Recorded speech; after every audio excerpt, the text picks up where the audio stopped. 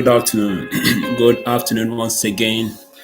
Today we are just here to do a kind of recap of where we have been for the past couple of weeks on looking at this issue of drug use and abuse, how to help one another deal with this trend. Because they found that the implication of drug use or the better put, the consequence of drug use is a major issue that should be of concern to every other person. So I personally it has been a thing of great dismay and discomfort when I see young boys, young girls who are being entrapped in this issue of drugs. Because getting into drugs is a major issue. It's a major issue. It's easy to get in, but very, very difficult to get out. My years in the establishment, the NDLA, for about 24 years, I had bountiful several experience, several encounters with persons who were involved in this issue. And to be frank with you, a number of them want to get out, but it's quite difficult. Yeah, thank God, this short rehabilitation is still there, but it requires resources, and I don't know how many persons have the resources to pass through the extended period of rehabilitation. So the best thing we can do for ourselves is to avoid getting into the habit of drug use. That's the most important message you can spread to everybody, from children to teens to adolescents to young adults. We should not get ourselves entangled with drug abuse and trafficking. We should not get ourselves entangled with drug abuse. The dependency factor is so grave to be addressed when one is entrapped in that evil of drug use. The implication, the consequences are high. They're high for anyone to get involved in it.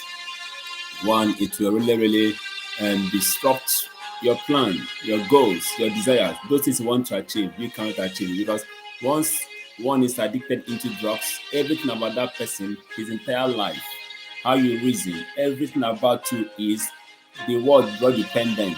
That is where you see it materialize, come into being. Drug dependence. He cannot move without drugs. He cannot sleep without it. He can't do anything without it.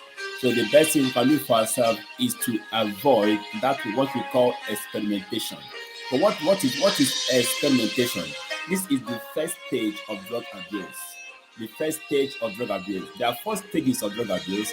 Experimentation. The first stage is experimentation. Second stage is occasional use. Third stage is regular usage. And the fourth and final stage is dependence and addiction stage. Expectations clearly we are there, you don't go for it, you don't demand it, you don't buy it. It's being offered at this level. The person is offered the drug of choice free of charge. And as we all know, there is no free cup of tea in any capitalist society. I'm sorry, apologies to the capitalists among us. There is no free cup of tea. So being the first stage of drug use exploitation, this thing is offered to young persons, to individuals, either by way of let's go out, let's go and hang out. You are offered a bottle of drinks, offered a stick of cigarettes, or offered a kind of wrap of marijuana or whatever. It's easy, nothing. I'm taking it. It will do you nothing. Just go ahead, try it. And as you know, children, young adults are inquisitive. They always want to know, okay, Mr. A has been taking this and nothing had happened to him virtually, not knowing there is some things, there's a kind of thing within what we call each individual have a unique tolerance level when it comes to addiction. Tolerance level. That Mr. A has taken a substance do not mean that Mr. B can take the same substance and not be affected by such a substance. Our physiological makeup is so diverse that what may affect Mr. A may not affect Mr. B. The fact remains that if whoever consumes substance related to the hard drugs all have consequences, but the duration, that tolerance level is what that means how the impact of such substance will be on individual user. One may be used to consuming 2 or 3 bottles of alcoholic drinks. One may take a sip and get knocked off. So you need to know your body physiology before you get into anything at all. That's why before taking the common drugs we all know of, the over-the-counter drugs, Doctors look at the person's physiological makeup. They look at the weight, your weight, to know the kind of drug to give you, and also even the dosage of such a drug. I can remember a few weeks back, I took my son to medical checkup. He was having one or two issues with his tummy. We don't want to do self-medication, so we took him to medical practitioners in a very popular hospital here in Abuja. We got there, they ran some tests, took his stool, said we should get his stool, get his for urinalysis, and they took his blood culture. So when I got there, and they made some kind of a many drug first aid prescription, and okay, we got to buy the drugs. The pharmacist initially issued the drug to my wife, but later we took the same drug that the drug is not meant for his age, that we should go and look for it outside. I went to another pharmacy outside to look for this drug. I got there, the pharmacist said no, that he cannot sell this drug to me to give my son. That if it's his own child, he will not give him according to this dosage. That I should go back to the medical practitioner for them to look at it and review the dosage. So I have to go back there on that day, meet a medical practitioner. It's okay. Then he reduced the dosage from 500 milligram to 250 milligram. Why? Based on his weight and other factors to be considered. So what are we saying? Even when it has to do with normal substances, normal drugs, over-the-counter drugs, there are prescriptions, there are regulations to use. Then based on the person's physiological makeup, then what more be hard substances that are prohibited, that are known to be highly detrimental to human health? Why should we experiment with them? So that's the first stage. Once you get into experimentation, some persons progress from there to occasional use.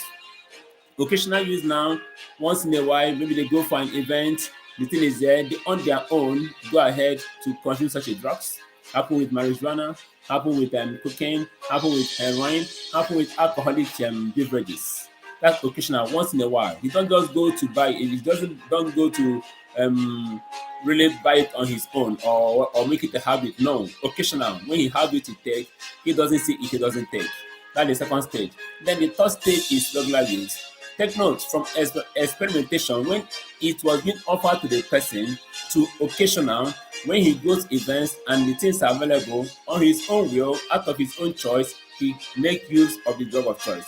Then when it comes to regular stage, that's when the individual on his own capacity, of his own free will, using his substances, his resources, his money, his ego, his kudi, his owo to go and purchase it for his own use. That is regular, over a regular time. It might be daily, it might be weekly, it might be monthly, but it's now on his own, with his own resources, he's going to purchase this drug without any other influence. That's the regular usage. At this point, the person is not yet addicted or dependent, but he goes on his own, and this stage leads us to the final stage, which is addiction and dependence stage. At this stage now, the person does not really, he just go on his own. Every time his body at this level now cannot do anything, cannot function without this drug of choice. Everything about him, his physiology is now dependent on this drug.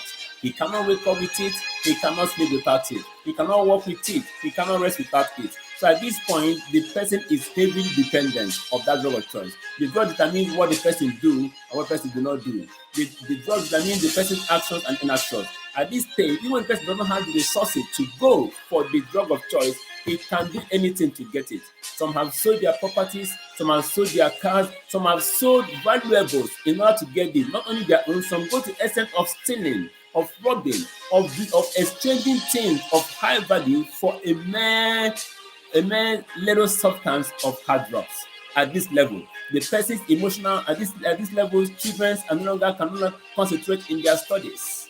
At times, some drop out of school. At times, this leads to unproductivity in the workplace. And what more? At this point, the person is exposed, vulnerable to anything. Things don't have to do with unprotected sex.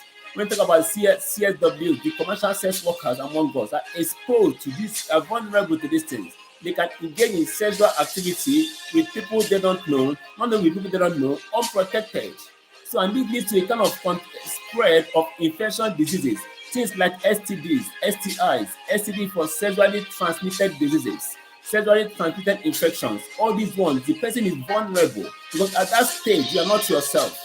You are not yourself. You are not under the control of your action. You don't know what's happening around you. you are heavily under the influence of that drug of choice. At that point, that is the last stage of drug abuse. It's at this point that the person, the help. If the person doesn't get help, that may lead to fatal death and other physical consequences in the area of health and other issues. So this is a major concern we have with drug abuse and trafficking. Many drug abuse plays. Sorry, I'm always using this word trafficking because that is where I have played over the years. And so drug abuse is a major challenge to every single person, to us all. We all need to come together and spread the message to all around our vicinity to protect, to prevent our wards from getting involved into drug abuse and substance abuse. So as we say, these four stages are very key. The experimentation stage, the occasional usage stage, then the regular stage, and finally the dependence and addiction. And as I was saying, our key is mapping out effective ways of ending drug use and dependency. So we'll see again next weekend or some other time with more points, more facts, value, useful information to equip you and your environment and your team, to equip you and your family, to equip you and all around you, if I may say that, all around you, useful things, useful information to help us overcome this code. Thank you. Once again, feel free to subscribe to our channel. Share that button, share the button to your friends, share it, send this message across to all your networks. Like our button, send us that message. We are available. As I said, the book is still available for any number of persons, 100 users who want to know more of this of all we are doing towards effect. Thank you. Press that subscribe button, and as you do, God bless you and take the message forward. Our mission, or our goal, or our vision is to raise the next generation of vanguards that will take this message against the fight against drug abuse and trafficking. Thank you. Subscribe to our channel. Thank you.